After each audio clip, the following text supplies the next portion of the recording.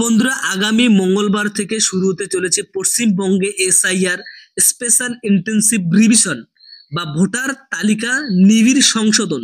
নির্বাচন কমিশন স্পষ্ট বার্তা জানিয়ে দিয়েছেন আগামী 4 নভেম্বর থেকে বাংলা জুড়ে শুরু হতে চলেছে এসআইআর।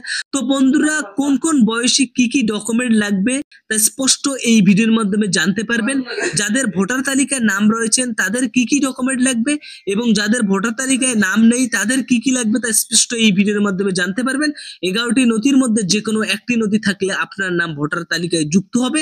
এসআইআর এর ক্ষেত্রে কি কি কাগজপত্র জরুরি, কোন কোন বয়সের ভোটারদের তা স্পষ্ট এই ভিডিওর মাধ্যমে জানতে পারবেন। অন স্ক্রিনে দেখতে পাচ্ছেন 1 নম্বরে রয়েছেন যাদের নাম 2025 ও 2002 সালে ভোটার লিস্টে আছে তাদের শুধু 2002 সালে ভোটার লিস্টের জেরক্সের পাতা ও 1 কপি রঙিন ছবি। 2 নম্বরে রয়েছেন যাদের জন্ম তারিখ 1/7/1970 সালের আগে ও 2002 সালের ভোটার লিস্টে নাম নেই তাদের ক্ষেত্রে বাবা এবং মায়ের 2002 সালের ভোটার লিস্টের জেরক্স কপি। 2 নম্বরে নিজের একটি জরুরি কাগজ ও একটি রঙিন ছবি।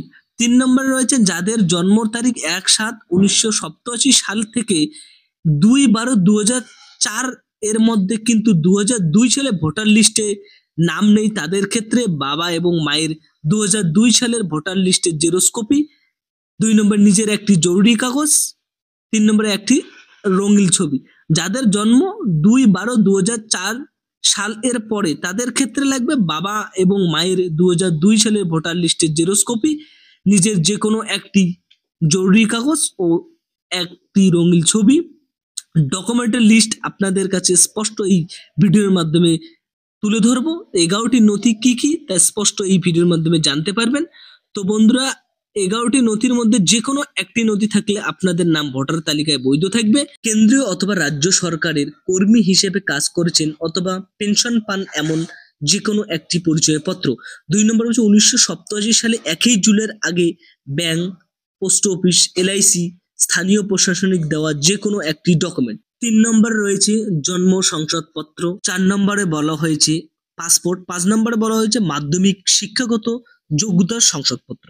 6 নম্বরে রাজ্য সরকারের উপযুক্ত কর্তৃপক্ষের দেওয়া বাসস্থানের শংসাপত্র।